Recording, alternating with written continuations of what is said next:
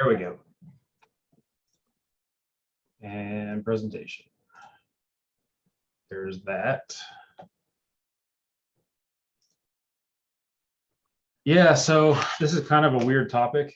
I went to the North Carolina Property Mappers Association Basic Mapping School 2 weeks ago. This was a class held by NCPMA. It's pretty much an association that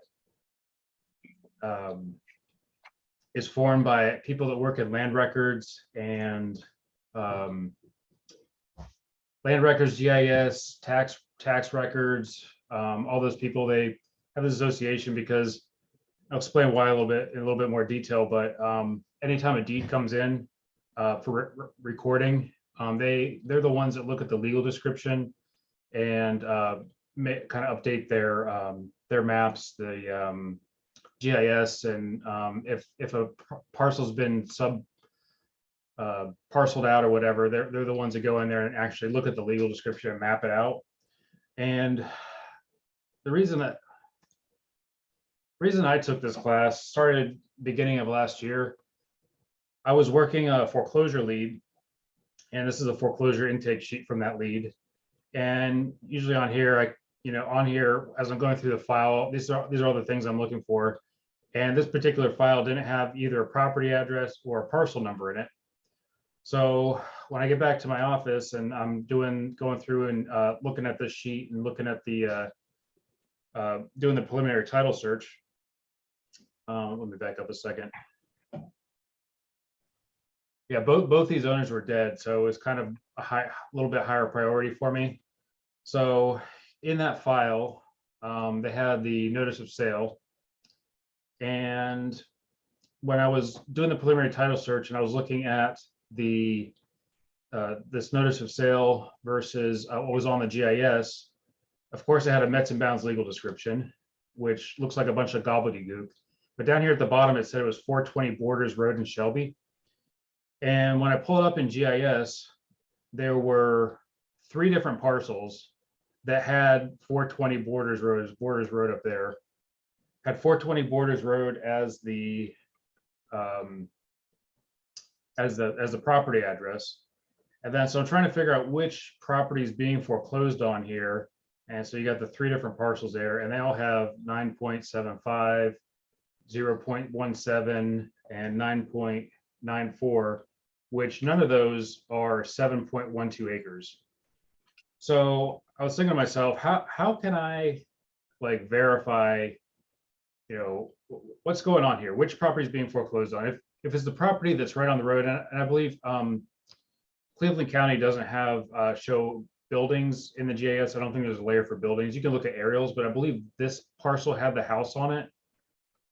So if this is the parcel that's getting foreclosed on, then that one's worth a lot more than this one back here with no house on it with no road access.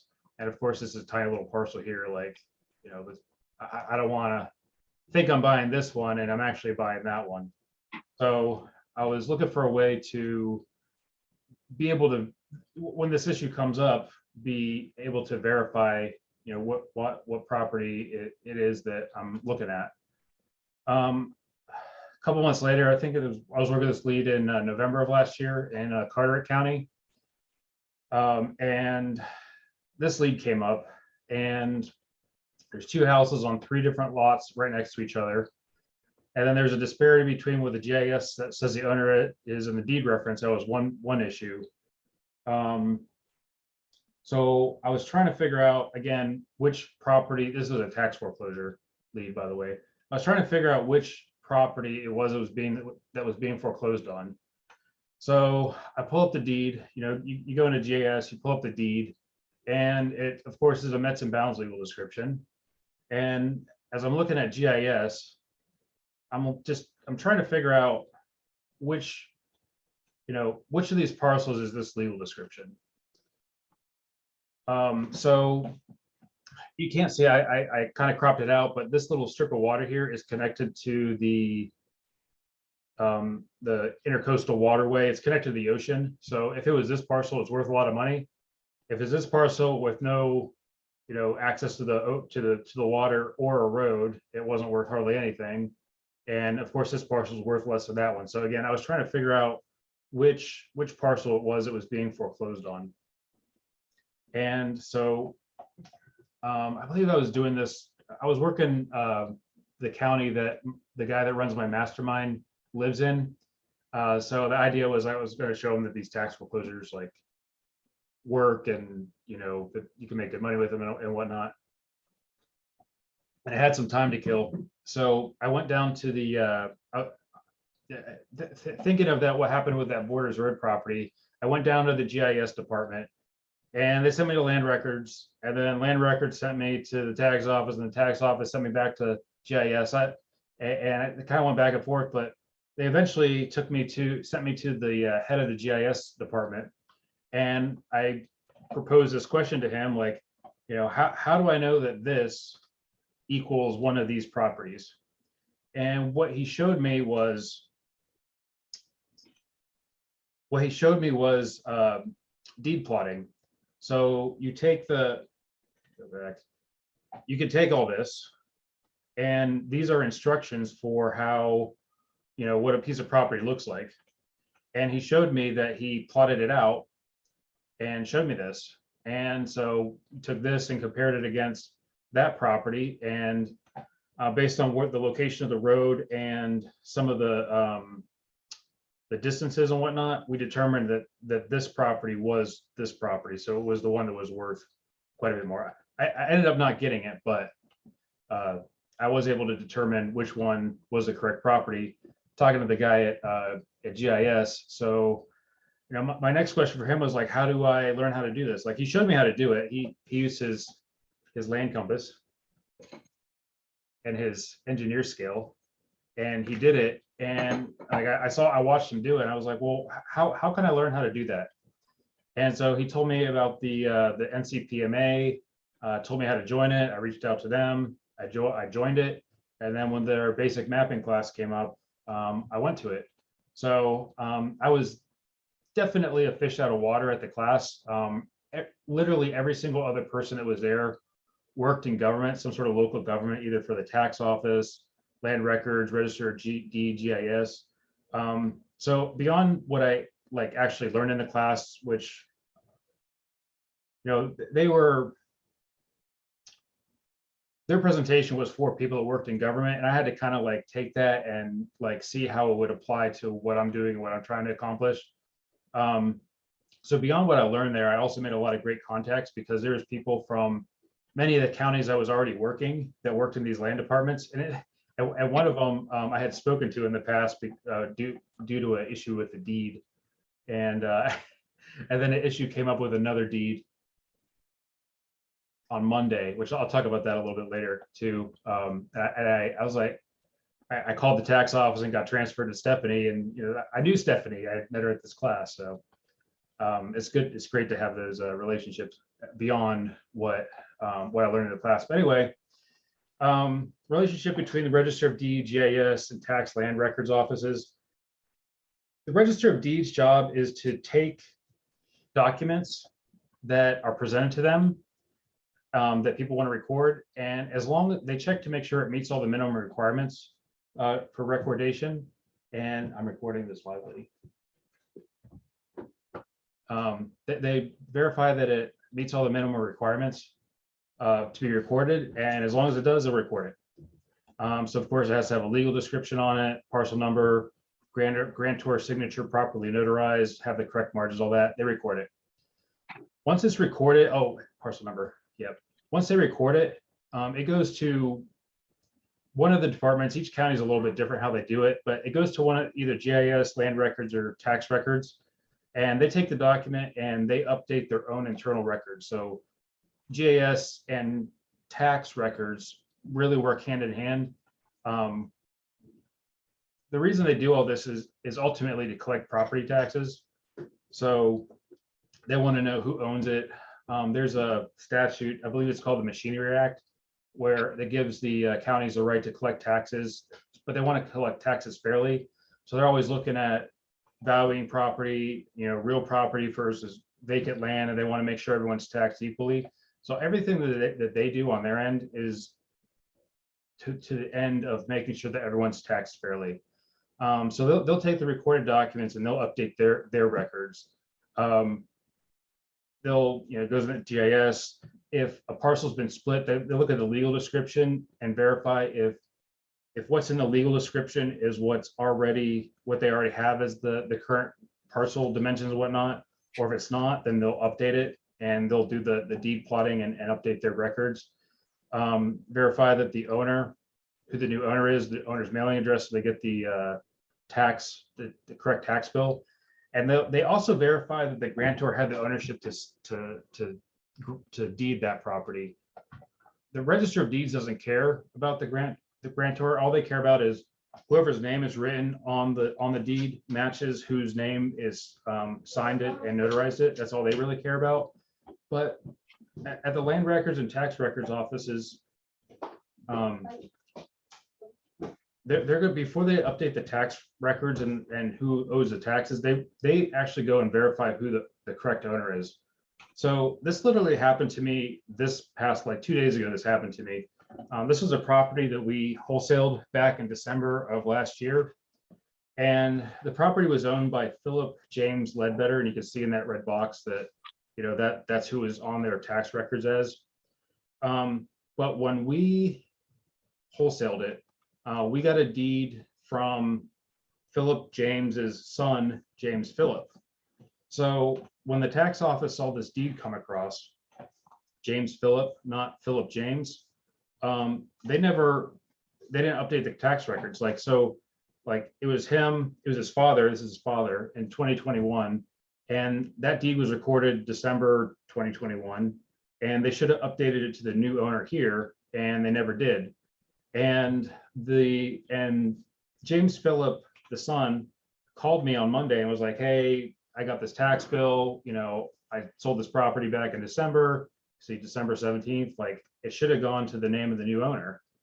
And he's like, I don't know what's going on, but I pretty much told him, like, don't worry about it. Like, you don't owe those taxes. I'll look into it. So what I did was I called the tax office and got transferred to Stephanie, who I had met at the event 2 weeks ago. And funny thing, I had talked to her before because there was another issue with another deed with an incorrect legal description on it that I had talked to her about before. And she pretty much they caught that James Philip was not Philip James. And pretty much they wanted some sort of record to verify that James Philip had the right to grant this property, because the deed itself doesn't show the chain of title in it. Usually it just has a legal description, property address, parcel number, and that's it. It didn't say anything how James Philip was related to Philip James. So the first takeaway that I got from that situation, but they talked about this quite a bit at the event, is make sure the chain of title is on the deed.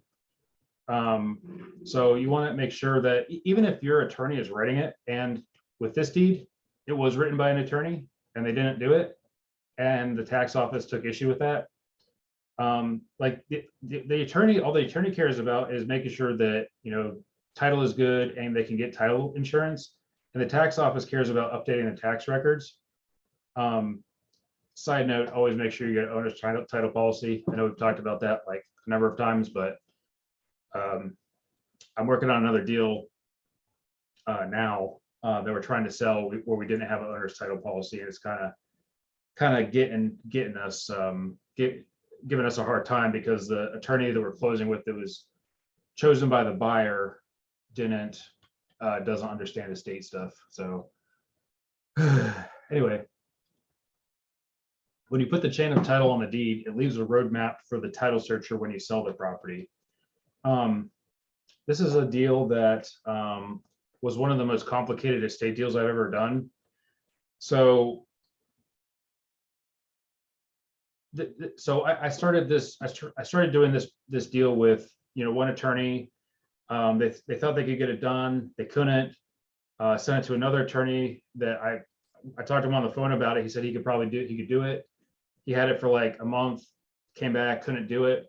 And what happened was the will was recorded. Again, this is all in North Carolina, of course. The will was recorded, so an estate file was opened, but it was never probated. The heirs in the will were different than the heirs at law. So the heirs that were listed in the will were different than what would have been the heirs if it had been intestate heir succession. I wasn't really sure who to get to sign, so I got both of them to sign. So I had both the heirs that were listed in the will and the heirs at law to sign, but I still couldn't get title insurance. So finally, I took it to the third attorney who wrote this deed and was able to get title insurance. And you can see it has the legal description here, but it also has like this whole section here is talking about the chain of title, and they wrote it right on the deed. So where, you know, the issue with where does it say? The above described property was conveyed to Donald in book and page, Meck County. He died in Meck County, leaving all interest in said property to his daughter, Carolyn, via last will, probated. The first one was fully probated. Then his daughter died, with an estate file being opened, with said estate never being fully administered and the will containing never being probated. So they're saying that the will was in there, but it was never probated. The above described property passed to David McDonald, her sole heir, through intestate succession. Any interest that the heirs per the will may or may not have had were conveyed via another deed that I got. So those heirs, those four heirs, I got deeds from them.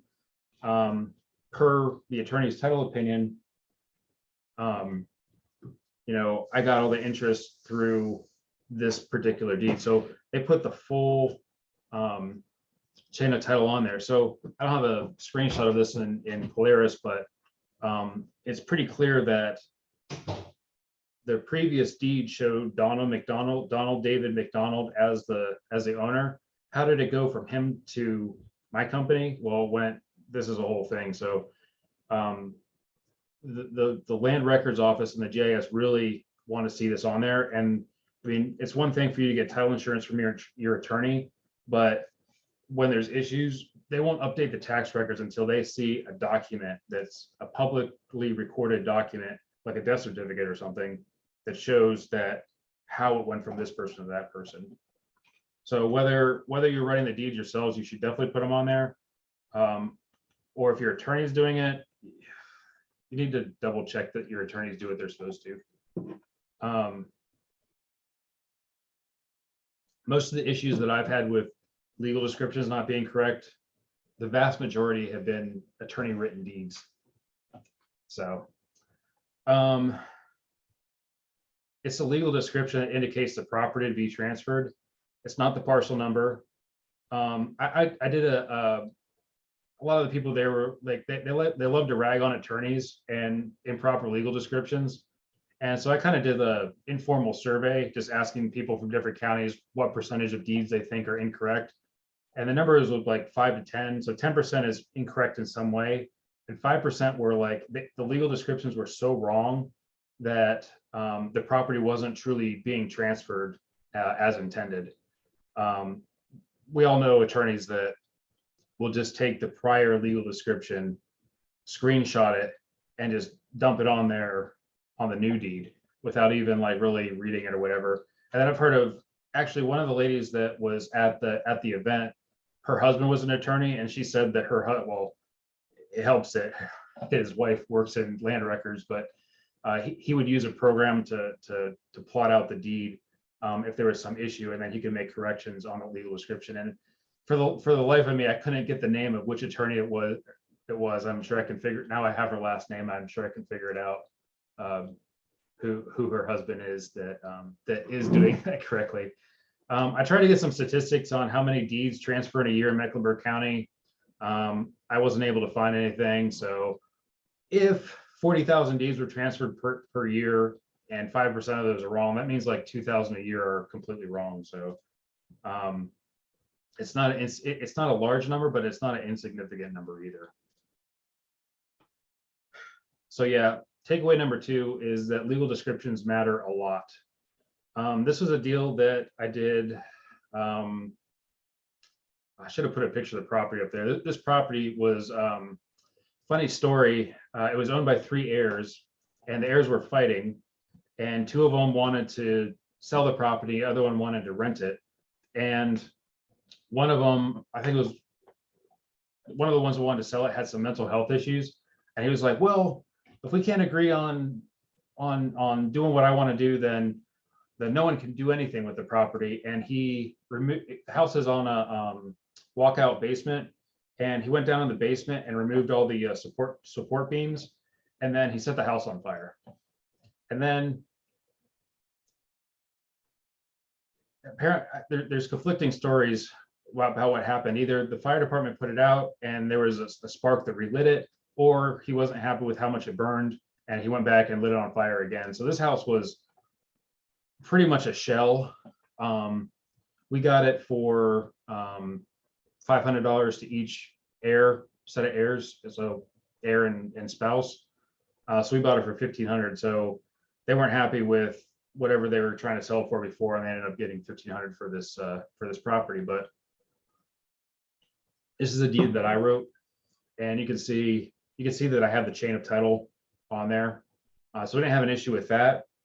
But so we bought it, and then we sold it to someone else. And in the legal description, you see it says lot 33. It said lot 33 on the deed that I was working off of. And probably like a year or so later, the land records people call me and they're like, hey, it's supposed to be lot 33 and lot 34. And I'm like, what are you talking about? I look at GIS, and it does say 33 and 34 on there.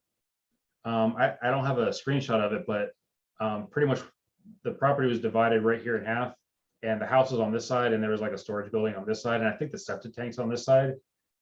And so I started going back through the research and seeing what happened. And pretty much there's my deed, the deed of the guy that was the heir. The next deed before that was he was heir of someone else they got it from.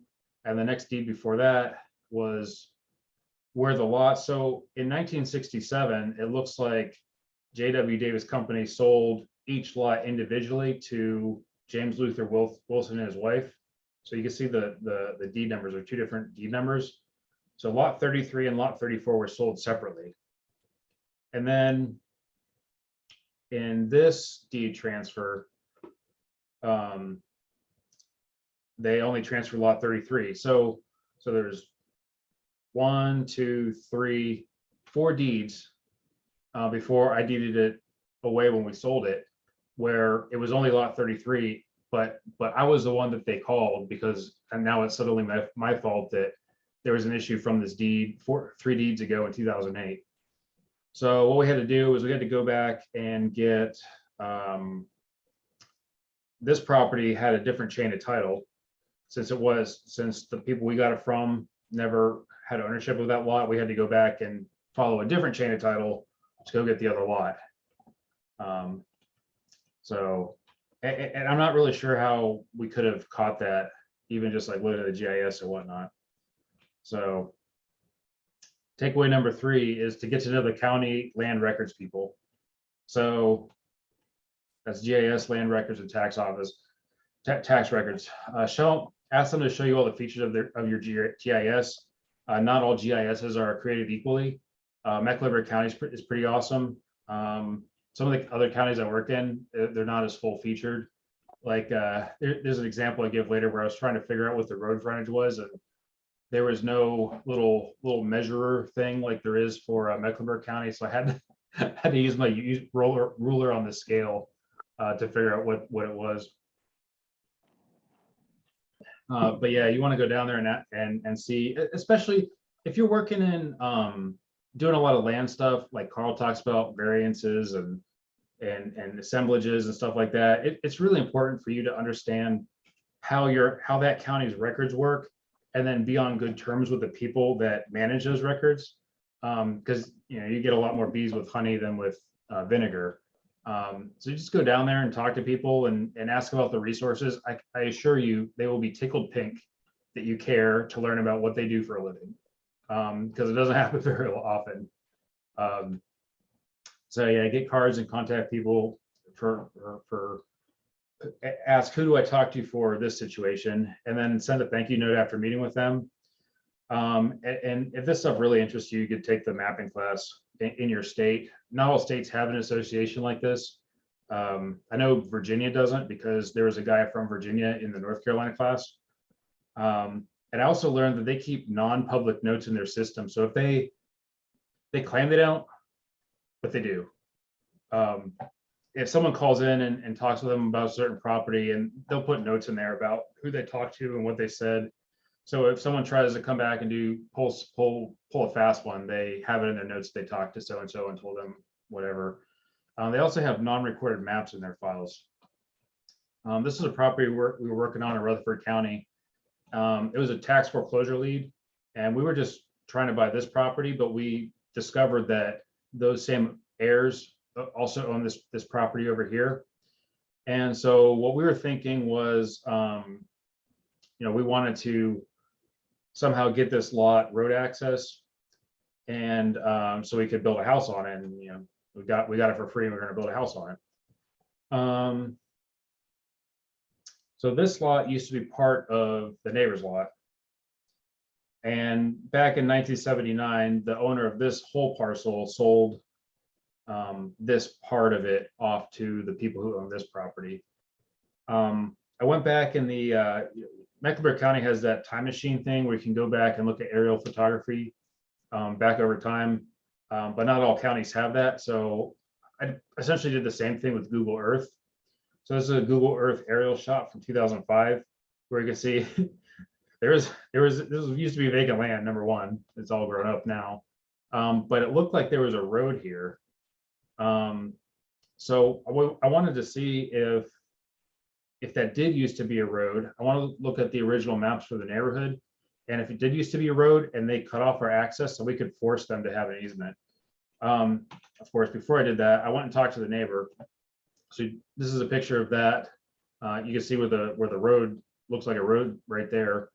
In June, we talked to the neighbor and talked about getting access through there, and he accessed his house through it's not on that map.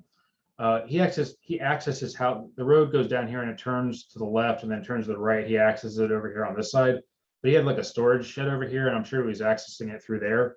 And we pretty much told him like, hey, we're going to develop this. We're going to build a house over here, and we can work together, and we can when we put the driveway in, we'll make sure you have a nice driveway for your part of the property. And he seemed pretty amenable to that. And then a couple months later, we showed up, and he had built this gate here with no trespassing signs all over it. So we figured he wasn't too interested in doing that idea. And we never talked to him again after that. So I went down to the county, and this is an unrecorded map. This is you see down here, it says Rutherford County tax map for tax purposes only. They had these written or printed or even handwritten maps before there was a GIS that was online. This is what they used. So I went down there and I pulled this to see what the original neighborhood. What I was hoping for was that the road would come down here and it would like continue, and that's not what I found. So you can see there that the property was definitely meant, the road was definitely meant to go down and turn, and then like turn again, not continue onward to another part of like another phase or whatever. And something else you can see on here is that this is lot 61 and this is lot 61A. When they split off parcels like that, it means that this parcel used to be part of this parcel, which means that there was definitely not a road that was going through it. You can kind of see the same thing here, 14A, B, I'm not sure what that is, D, like this all used to be part of one parcel. And I got this by going down there and talking to the people and talking to land records. I couldn't find a copy of the file in my in my Google Drive, but I also have a sketch of this lot. They have tax cards, the old tax cards, which were essentially the GIS information about each property. And then on the back of it, they had a hand-drawn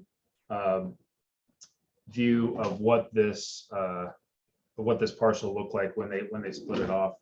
And you'd only get that by going down there and talking to people and seeing what they have to offer as far as records. But anyway, what we ended up doing with this property was, since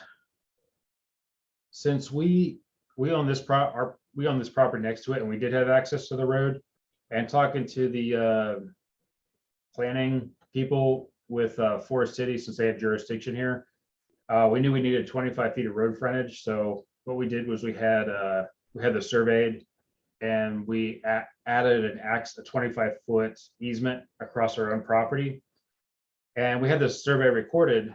But my attorney told me that you can't grant yourself an easement. It's like merging of interest, which kind of brings me to my next point of what I learned in the class is recorded plats mean nothing until a deed references it. So just recording this plat does not mean that it exists as it's drawn here. It's just a recorded survey. So there's a statute 4730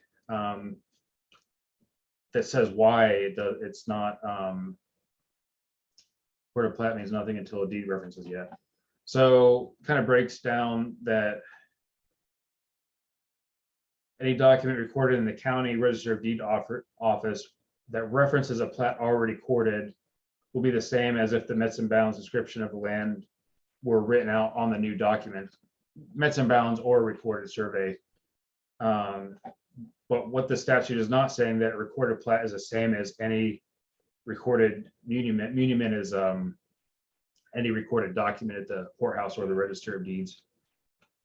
So they're saying that a lot of people will hire a surveyor to do a survey, and then when they sell the property, the new deed uses the old description and ignores the newly recorded plat. And now that plat's not in the chain of title because they failed to notice in the title search, whatever. So pretty much the takeaway from that is, when you record a survey, make sure that it's referenced in the deed. Make sure the closing attorney knows about the survey and they reference it in the legal description. Or you can record a correction deed or affidavit. I'm not completely sure about that. They mentioned that, but I'm not completely sure about that. I'm pretty sure you need a deed. Of course, talk to your attorney in your state to see how that works. So when we sell this rehab is done, it's under contract. We listed it without this other property. We want to retain this property and we want to retain access to this easement. We told the attorney to make sure that they include the legal description, but also include the this phrasing here. They'll probably reference the Mets and Bounds legal description, and then they'll say more particularly described as in the survey recorded in book 43 at page 197, 43, 197 in the Rutherford County Registry. So again, like I said, they were ragging on attorneys so hard in this class because they make a lot of mistakes with this kind of stuff. And the reason is because they don't really, I feel like a lot of them don't really understand it. It's not a big part of their business.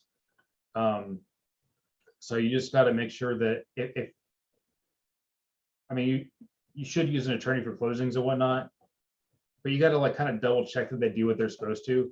And if you're in a situation where you had a survey, and especially if you want to leave yourself access for this, you got to double check the attorney to make sure that they are leaving that access in there for you. So as a side note, who can write legal descriptions? You can only write a legal description for someone else if you're a licensed attorney or a licensed surveyor. GIS people, even though they probably understand this stuff better than attorneys, they are not licensed. You have to be licensed in anything to represent someone else in a transaction. GIS people are not licensed to represent, they're not licensed to represent the public or anyone really. So they can tell you information just the same as I'm telling you information, not legal advice. By the way, I'm not an attorney, verify everything here, standard obligatory disclosure. But it's kind of like a catch-22. Like the GIS people probably know better than the attorneys or whatnot, but they're legally they can't give legal advice. So you can do the legal description yourself pro se, which means on your own behalf, because you're representing yourself, you're not representing someone else. But honestly, the best thing to do is just hire a surveyor. I'm not saying a surveyor for doing an entire survey. You can hire a surveyor for like basic stuff, like, hey, can you plot out this deed for me real quick and verify if it's the correct one? Or I have a closing coming up. Can you verify that this is the correct property? I know there's a shortage of surveyors right now, and I forgot to include this in the presentation. And I asked, there was a surveyor that came, and a lot of people that worked in the land records departments or whatever, or they work for the county. There was one guy there that he was a surveyor for the county when they do easements and sewer easements and did that kind of work. So I've talked to a couple different surveyors and about why we have a shortage of surveyors. And it's a couple of reasons. Number one, if you were to start right now from scratch and wanted to become a surveyor, it would take you 16 years to become a licensed surveyor from scratch.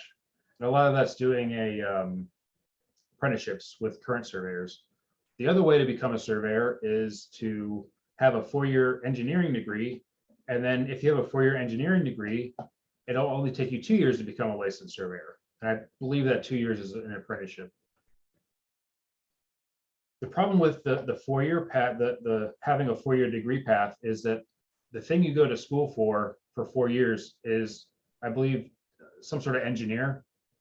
And once you have that engineer's degree, you can go be an engineer for a lot more money than you can get being a surveyor, and you don't have to do 2-year apprenticeship.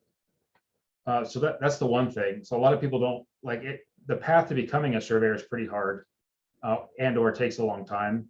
Surveyors make less money than engineers. And the other reason is that surveying work involves 2 very different skill sets, whether it's field work or computer work. The kind of people that are people are generally good at one or the other, but not both. And just to find someone that has both of those skill sets, I mean, some of them try to, I'll do the computer work and you do the field work, and they kind of put it together, but a lot of stuff gets lost in the fray with that. But that was kind of my takeaway from what's going on with surveyors. But you could ask a surveyor just to plot a deed for you or to verify what's in GIS and whatnot. So something else that I learned that was pretty cool is that PIN numbers, property identification numbers, they're not just random numbers, they actually mean something. And what they mean is it's based on the North Carolina State Plane Coordinate System, which is a grid system. And we did a exercise where we had these points on a map. This one. Anyway, we had these points on a map, and we had to measure out the coordinates, and then we determined what the PIN numbers were. So this is an example PIN number from Cabarrus County. This was the original system. A lot of counties either use this original system and another system, or they just have switched to another system. But the original PIN number system was based on the X and Y coordinates based off the North Carolina grid system. And then they just took like 1 and 1, 2 and 2, 3 and 3, 4 and 4, and put it together like this. And that became the PIN number for the property. And I'm not really sure how that applies to anything, but I just thought it was kind of cool that that actually means something. Again, this is Cabarrus County, and their real ID number is, I don't remember exactly how it goes, but it's like county's the same, township, and then like map number, block number. I remember exactly how it works, but I just remember that it's important to make sure you know how to put these numbers into like the GIS number correctly, put it into the GIS search correctly. because I remember I was bidding on a property once in Cabarrus County. It was a tax foreclosure, and the only identifying number they had on the foreclosure paperwork was, well, they probably met some bounds, but I didn't know about all the stuff at that time, was the PIN number. And I put the PIN number into Claris incorrectly. Like I didn't, like, sometimes I leave out leading zeros, I'll leave it out, but when you put it in their system, you have to put them in. And so it pulled up a property that had a house on it. I was like, oh, that's worth, run the numbers. Oh, that's worth so and so. So I was bidding on it. And I drove out to the property and I had the GIS on my phone. And I was like looking at the property. And I was like, property's here and there's a vacant piece of land here. And I looked at the GIS and I looked at the PIN numbers and I looked at what was in front of me and realized that what was being sold at auction wasn't actually the house. It was actually the vacant piece of land. So it was worth a lot less than what I thought it was. And I decided to stop bidding on it and someone else upset me. So I was good to go. So I just thought the PIN number thing was kind of cool. But it is important to know how each county does their PIN systems, especially Cabarrus County, so you don't do something like what I did. So brief history of Mets and Bounds. Legal descriptions. It originally came from like the English system, Old English system of property rights. I won't get into that part of it, but so Mets means the measurement of a perimeter and bounds is the description from the center. And like way back in like colonial days and moving forward, it was just literally just like two people, a seller and a buyer. They were walking around the perimeter of the property and they were describing what they saw. And it was just like it was an informal agreement between neighbors. Like, we know where this stump is. We know where this rock is. We both agree on where it is. Let's write it down and be done with it. Not realizing that hundreds of years later is going to cause all these issues. So the legal descriptions evolved as the technology evolved. For example, prior to the 1940s, all the legal descriptions just used magnetic north. Magnetic north and true north are different. I'll talk about that a little bit more in a second. So after that was a mixture of magnetic north and true north, and currently we use true north. Older surveying technology, they use these poles and chains or rods and chains. They have links in them. So sometimes you'll see legal descriptions where they'll say poles and links and chains, and those mean something. So one chain had 100 links in it. If you remember this legal description from Carteret County had the distance measurements were in poles and links. And so based on these conversions, I was able to figure out exactly the feet, what it was in feet, to figure out what to plot that deed. Obviously, we have more sophisticated technology to do this kind of stuff. So magnetic north versus true north. Magnetic north is not the same as true north. Awesome. Why do I care? Those older legal descriptions. So I don't even really talk about that. If you have a couple different properties that are in different parts of the world and you're looking at the magnetic north, you might get one set of calls in that legal description. Magnetic north moves is the problem with this. So you might have, if the legal description was written when magnetic north was at 0 degrees, on the true meridian, and then magnetic north moves, now you have a completely set of legal descriptions. Over the past 400 years, they've been tracking where magnetic north is, and it moves pretty frequently. So the takeaway for real estate with this, I thought that was kind of neat. And I didn't know that before they told me about that, but two different Mets and Bounds legal descriptions could indicate the same property. So the calls might be based off of magnetic north in two different locations when magnetic north was in two different locations. And the only way to know if they are the same is to plot out the deeds and compare to GIS. There's something else that they talked about, which this is really important, is order of precedence. So when you're looking at a Mets and Bounds legal description, there's different ways to mark corners or mark boundaries. And this is called the order of precedence. And this is all based on case law, where the order of rules that indicate which call in a deed supersedes or controls the other calls in the deed. So the highest priority is a natural monument, then an artificial monument like a road or property line, or you see on surveys where it says IPS or IPF, like iron pin set or iron pin found. Those are considered artificial monuments. Monuments control courses and bearings. Courses control distances, and the stated acreage in a deed is the least reliable and should only be used as a general guide if no other information is available. So when you look at a Mets and Bounds legal description and it has the whole thing, and then it says they calculate the acreage. And again, in that very first example where I was looking at it and they're like 9 acres and it said on the deed it was 7 acres. They pretty much said don't rely on that at all. It's wildly inaccurate based off of technology, like really old technology. So don't let the stated acreage in the deed throw you. It really matters. What matters more is looking at the markers, especially where it has to do with natural monuments and artificial monuments. So NACDA is the PEMDOS, is like PEMDOS, the order of operations, but for legal descriptions. So the reason for the order priority is that natural monuments are less likely to change or move and are more permanent than artificial monuments. North Carolina courts have ruled that courses rule over distances, but that's not absolute, and acreage is the last thing to go by and is the least accurate.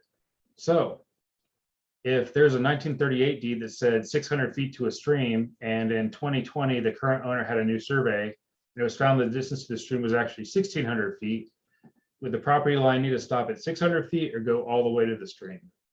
So the answer is it would go all the way to the stream because that's a natural monument and it controls over distance, which is further down on the list.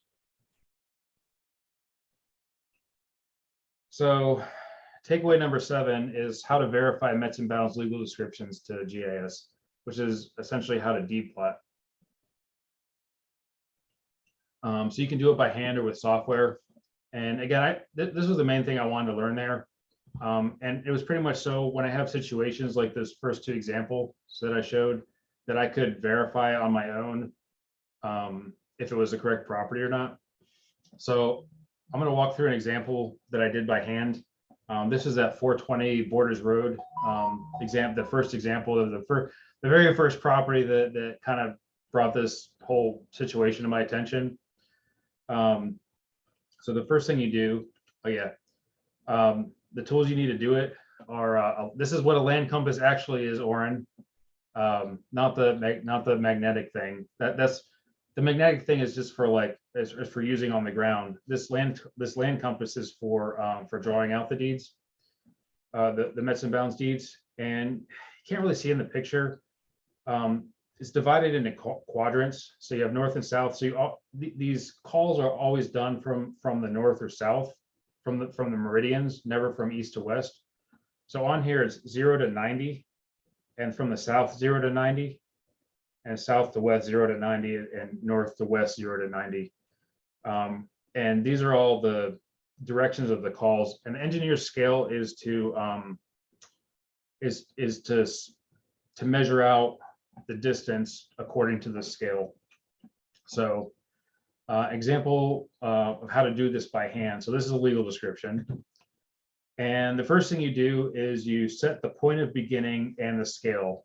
I was using graph paper to do this one, so had some longer distances. So I set the scale here to be 1 inch equals 200 feet. So the first thing you do is you set the point of beginning. And this one has, they're called what are called tie-ins.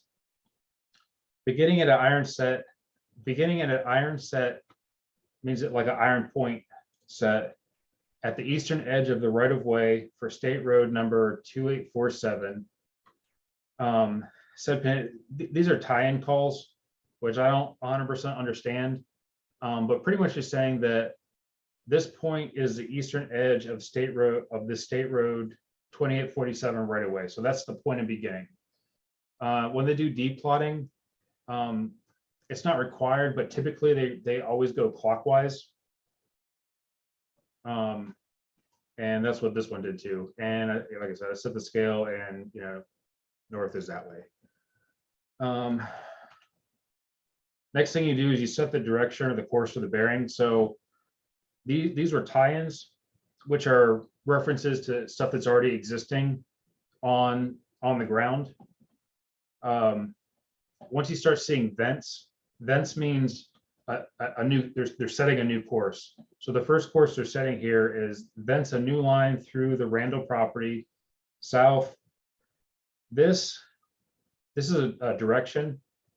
And so when you have a partial of a degree, it goes to minutes. And if you have a partial of a minute, it goes to second. There's 60 seconds in a minute, and there's 60 minutes in a degree. So this is 73 degrees, 58 seconds, 73 degrees, 58 minutes, 23 seconds east. Obviously on this thing, you can't be that accurate. So I just try and get it as close as possible. You're always, when you're hand drawing this stuff, you're always going to be a little bit off.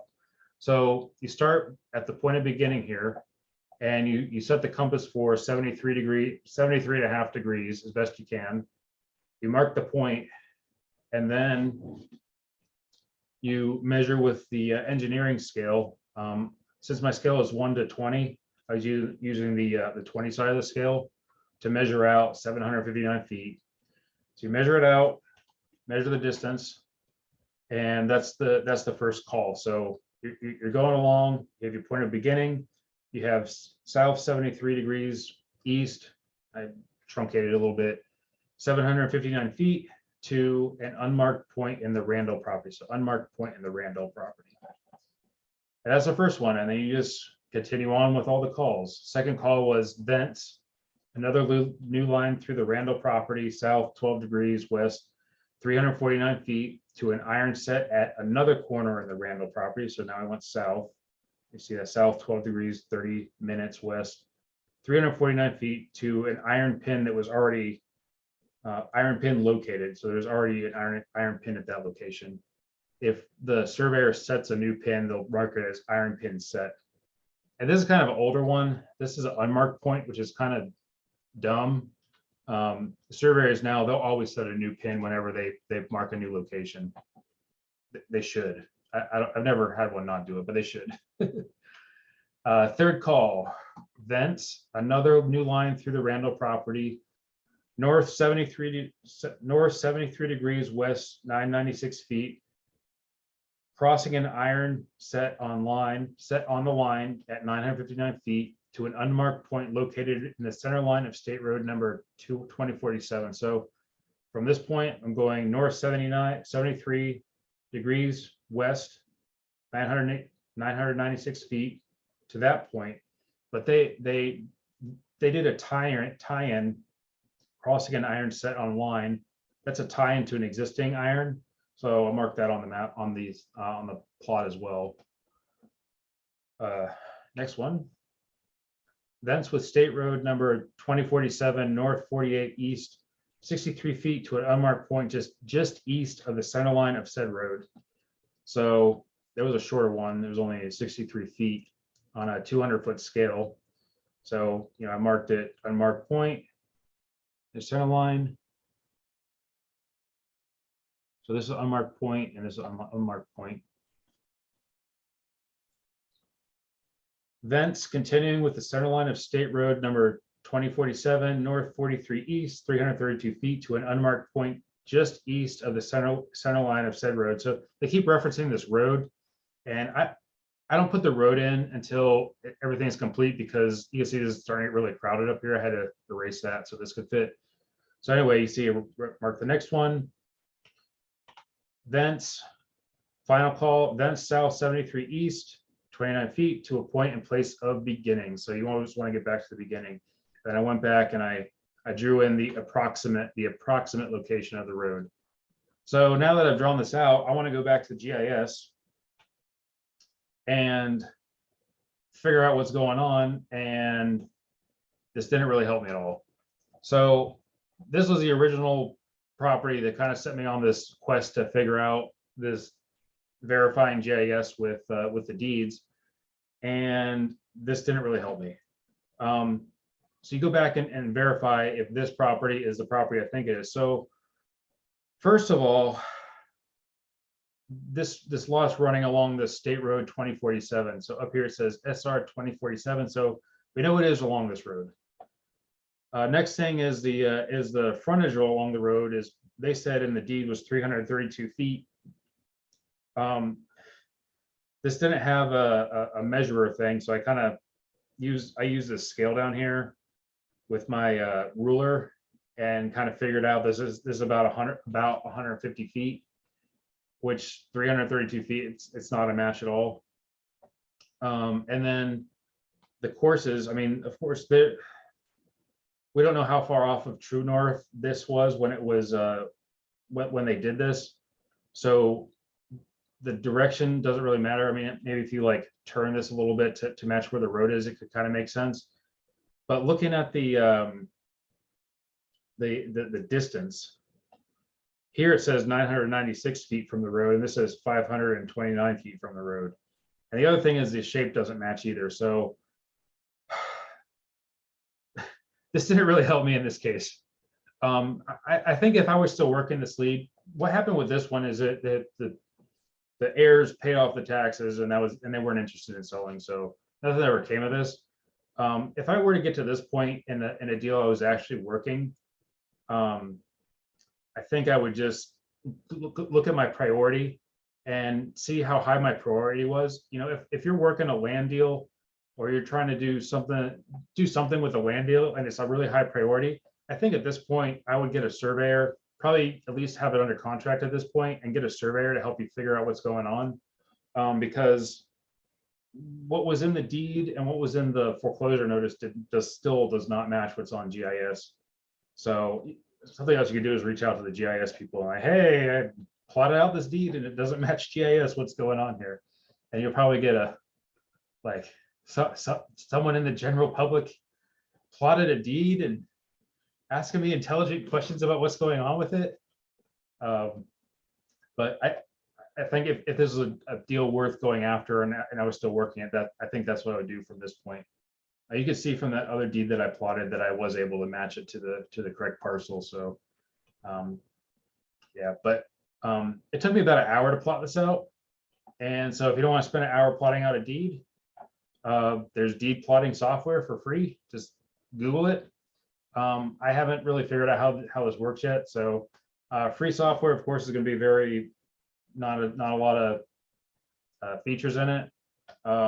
There's a lot of programs that the GIS and land records people use that have tons of features.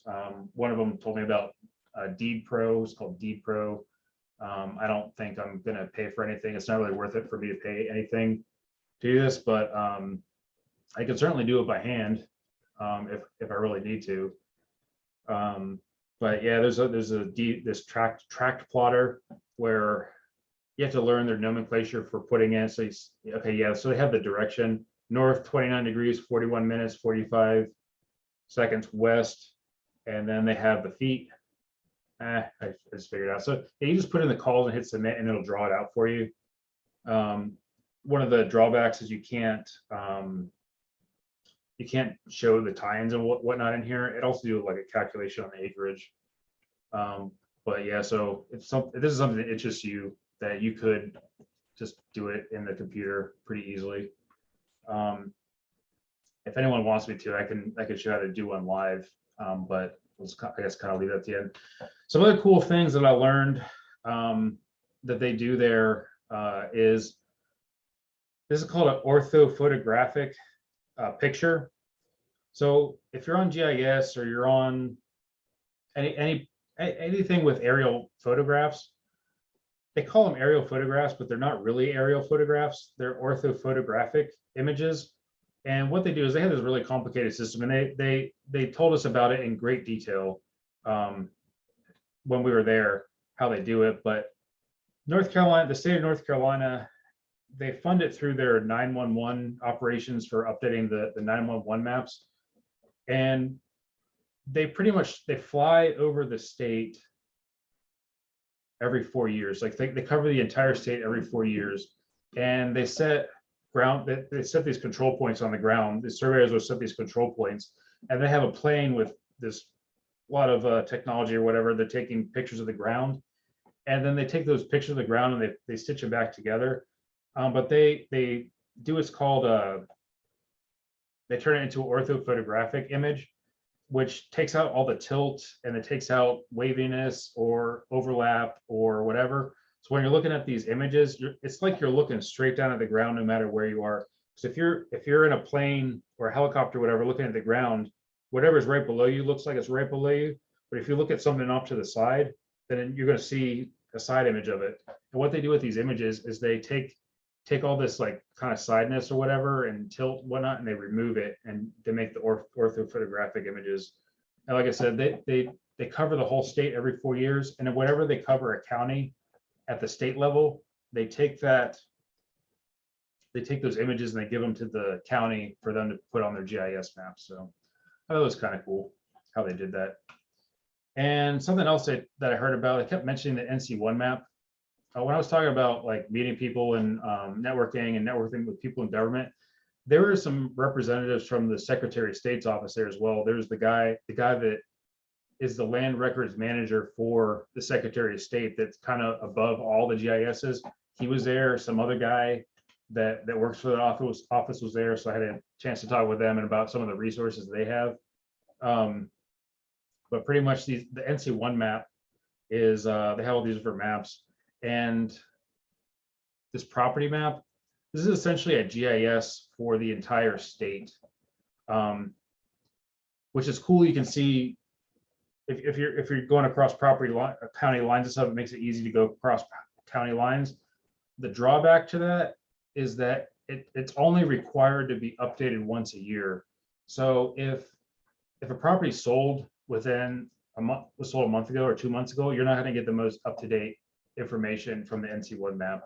But if you're looking like kind of larger assemblage type stuff across county lines and whatnot, it might be helpful to use this map. So I thought it was kind of cool. It also has the topographic maps. And that's all I got. So I know it's kind of dense, and to be honest, I really struggled how to take what I learned and turn it into a presentation that would be applicable.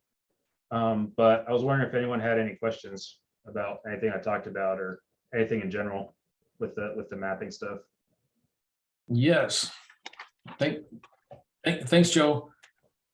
Getting back to the very first thing you were talking about, how land records checks if the chain of title.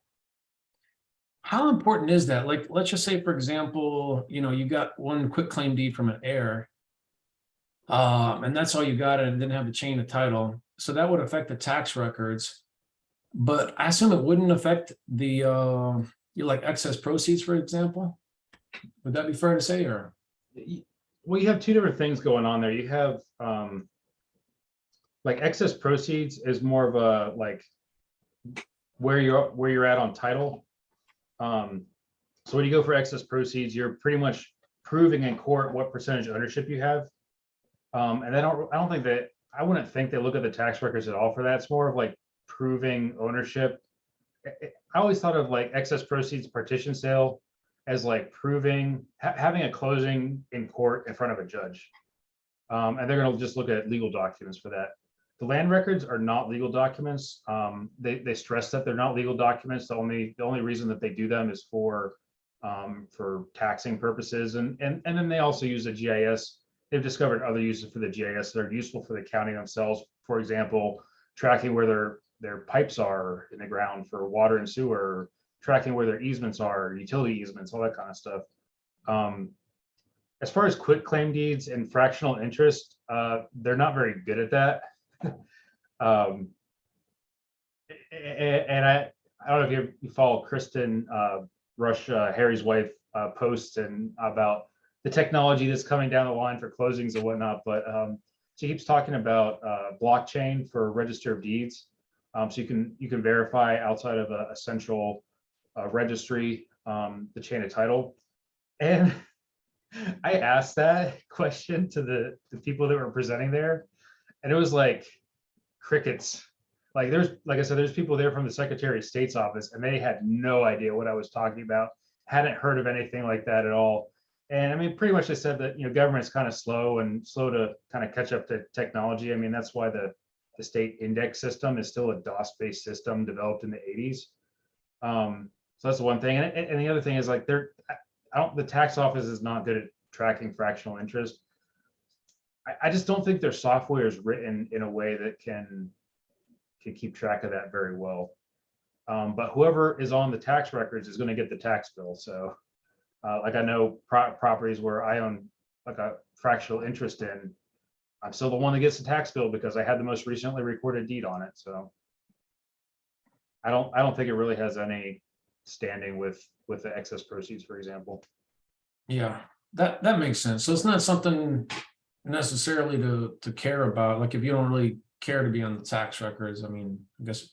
But I get. Oh, this is my other question. I know that Carl does 2 deeds when he gets fractional interest, and I'm curious if that's why. If like he wants to add a chain of title to one later to record, you think that's why he does that? The main reason he does that is if he has to record a corrective deed later, like if something gets screwed up, it's just easier to already have it ready to go, have the signatures ready to go.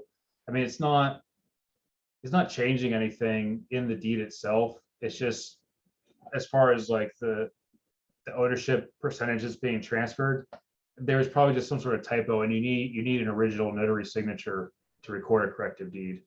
And then trying to go back to heirs or whatever after you pay them to, oh, by the way, I need you to help us fix this. Like, it's just a lot harder to get them to help you do that. But am I correct? You could theoretically add a chain of title to the deed. What do you mean by add a chain of title? Write it in, either write it in yourself or hire a surveyor or attorney, like you said. Yeah, I think if you're going to modify the legal description, you should have someone that is licensed to do that. Probably not, not all attorneys are the most well versed to that, besides the one that I'm gonna find out which attorney that is. I know her last name now, and I know where he operates, so I think I can figure out who it is, but I think most attorneys aren't really. Okay, so I guess that would change the legal description, because you're just saying, hey, this is the will, this is the file number for the will, this is why I got the signature. That's the legal description, I guess. Yeah, so yeah, what we're talking about there is you want to make sure you include the chain of title in the legal description or on the deed somewhere. So it can either be in the legal description or it could be up above. It doesn't really matter where it is. They just want to see the chain of title on there. And that's good for the land records, but it's also good for like when you're turning around to sell the property, to make it easy for whoever's doing the title search to see like where you got it from, where you got your interest from, especially if your grantor name doesn't match the last person that's on GIS or whatever in the index search, in the index for the deeds. But you wouldn't necessarily go through all that if you had like 10% fractional interest from one heir. Would that be fair to say? I would still include it. It helps prove your interest. For example, if you said like 1/10 interest, if you like lay out how that 1/10 like works, then it helps prevent an attorney from coming back and say, well, how do I know it's not 1/20th interest? Like, how do I know it's only 1/10? Or could be more, could be less. But when you putting it on there is like making a roadmap for someone to figure out what you did. And the easier you make it for an attorney to do that, the easier it's going to be for you to close it, because title insurance relies heavily on the attorney opinion. Okay. It's like leaving breadcrumbs for them to figure it out easier and faster. All right. So I have one of those right now. So I should take the deed I have to an attorney and ask him to add a chain of title to it. I would just be like, hey, attorney, I reviewed the deed that you prepared. Can you please update it with, include this stuff in it? Well, in this case, I prepared it, so. Well, that. Surveyor could do it too. Oh, no, sorry, I take that back. The surveyor could do the legal description. The attorney should do the chain of title, or if you feel well versed enough to do it yourself, you can do it yourself, but I would definitely put it in there. Cool. Anything else?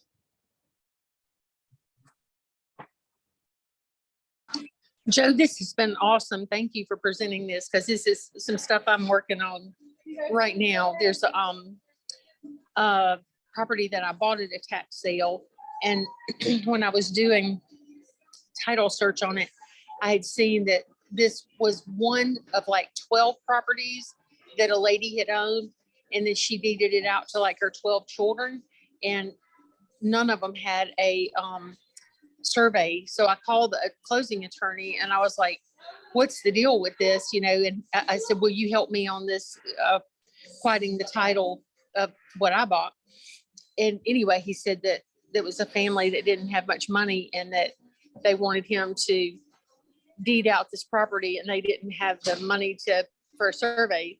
So he had created it, and I was mapping things out, just kind of like what you were doing, trying to figure out, does what GIS for the county have, is it what is in the description? And it looked similar, but not like real similar. It was off. But Yeah. when I was talking to a closing attorney about quieting title, he said that often a judge in the quieting title process will require a survey. Oftentimes. So Yeah, that's the only way to really have a licensed third party verification of whatever is going on. yeah. Well, I have never heard anybody present on this before. I mean, some of the stuff I've learned has just been by hard knocks and talking to surveyors and GIS people at our county and other counties, but this is fascinating. Thank you. Get yourself a land compass and an engineer scale. My husband has a bunch of those, and I'm gonna have to pull those out and get him to show me how to work them. Yeah, I remember my dad's an engineer, and he had these lying around the house. I didn't know what they were though until. Yeah, so John's an engineer. He's got them. Andrew's got them. I have no clue how to use them. Well, after I saw what you did with that clock, because actually John and I went tromping through the woods this past week with a surveyor, and we were trying to find the point of beginning. Mhm. And for a survey that they had done for us like 10 years ago, and the stobs had gotten ground up when mulching machines came through on mulching up the right of way. Mhm. And anyway, we couldn't find the point of beginning. We found where it's supposed to be, but there was no pin there. So it was like, this is not great. But Yeah. anyway, What they typically do in that case is they'll pull the legal descriptions for all the parcels that are around it, and then they'll try and figure out. So they need. I mentioned a tie-in point. They need a point of reference. They need at least 3 points of reference, for a triangle. So if they can't find a point of reference on that particular property, then they'll start looking at the point of references around it. Like that Morgan Street property, like he had to go like 5 or 6 houses down this way, 5 or 6 houses down that way, trying to find points of reference, because there just wasn't any on that particular property. well, this was a survey that we had done about 26 acres in 2010. Mhm. And then on one end of that property, some of the pins were missing. And so we were trying to get those figured out, but they said that they could, tie back in with some of the points that they had from the old survey and reconstitute where it's supposed to be for this 1 acre set out tract. Yeah, something that obviously in your case, pins can get moved or they can disappear, or markers set in the ground can disappear. Something they're trying to do in North Carolina is set up. I forget exactly what they're called, but they're like reference points, or like standard reference points. And I believe there's a statute that if the property being surveyed is within 2,000 feet of one of these reference points that is required to do a tie into their reference point. And what the reference point is a location, I guess, beacon that's standardized to the state grid system. And that's something they're trying to standardize a little bit as well. So something else about those standardized points is they were talking about this very advanced, like if you were developing a huge neighborhood, they'll have the surveyors go out and set up a couple reference points. They'll have their grading plan. They'll have the reference points around the property, and then they can program the grading equipment automatically to grade exactly how it's supposed to be, coordinating their location off of these surveyed reference points. So I thought that was super cool. So my husband had seen one up in, I think it was in Virginia, that George Washington had, I believe, placed. I think he said back, way back when. Oh. It had a certain name for that, but it was kind of like in a stone, as I recall, like with the brass. It was well marked, and it had his name on it. That's cool. Oh, it's been, yeah. So, John, where was that? You saw that? You remember? Oh well. But I'm gonna go. Let y'all talk. Yeah, I saw that you posted on you commented on my post that this sounds really interesting to you. And I kind of have a special affinity for maps. I've always liked maps and Boy Scouts and doing compass courses and looking at topographic maps. So I kind of had an affinity for it. But I mean, definitely, if you want to learn more about how to do this, obviously this isn't a comprehensive how-to on how to deed plot. That class was pretty cool, and I pretty much promised them that I get more people from my sphere of influence, at least, to maybe be interested in it and learn more about it. Like, they were tickled pink that someone from the general public would be interested to take that class. Well, one thing I found is that our local county here in Douglas County, Georgia, they like you to ask questions, and what they'll tell you about that flyover and pull their maps out and show you the secret maps and the secret cards that you were talking about, and the conversations. I've seen all that stuff that I wouldn't have had a clue that it existed had I not asked questions about, stuff that I was trying to figure out. Yeah, they do have secret maps, even though they say they don't. They definitely do, and they have secret records. Mm-hmm. And sometimes you'll see a legal description that references a unrecorded survey. Someone was trying to save $20 to not record it, and now you don't know where that property is. And of course, that surveyor has died. So the county they'll try and track down those records and. The field notes. Yeah, I've had that. Like around here in Georgia, they'll say that something goes from the center of Dog River. That can change through the years. But for a tree or a fence post or whatever, it's kind of crazy sometimes what they did use as reference points. But if there's another class that comes up, please let me know, because that kind of stuff fascinates me too. Yeah, what you gotta do is make a calendar reminder to join the association in January, and then they'll email you whenever they have a class coming up. They only do the class once a year, but that example about the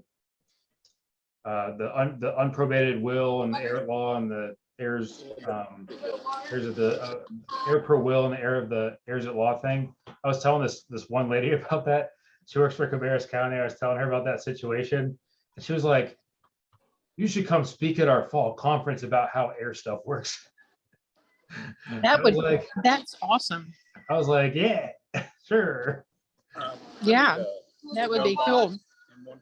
Because we built a house recently, and I saw the plat, closed on the house, and then we were trying to find we didn't go out and look at the pins, the markers, before we bought it. We just looked at the plat, and, you could tell pretty much where those should be.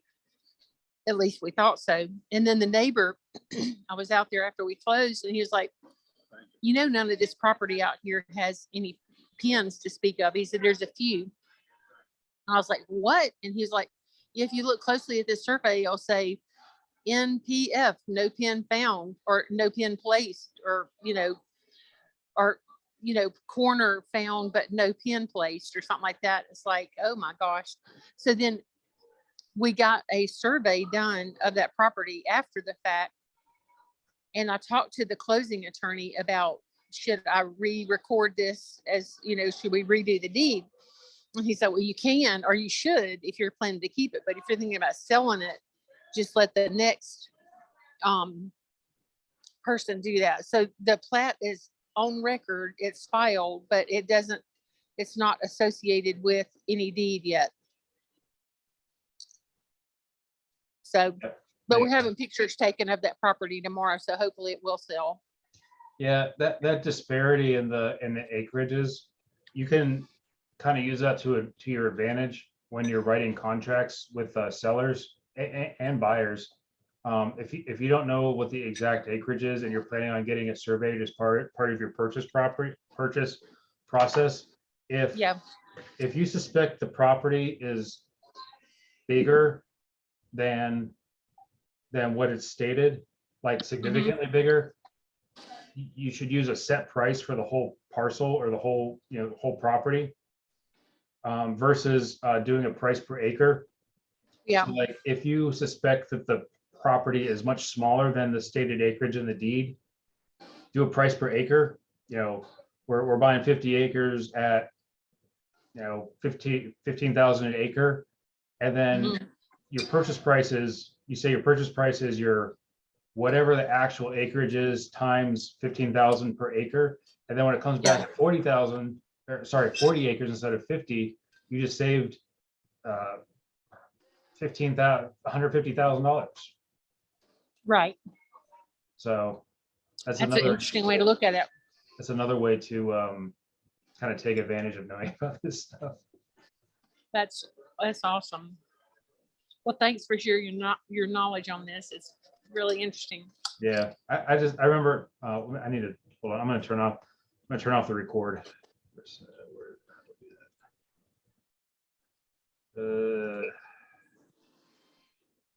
Where'd the meeting controls go? Oh, there it is.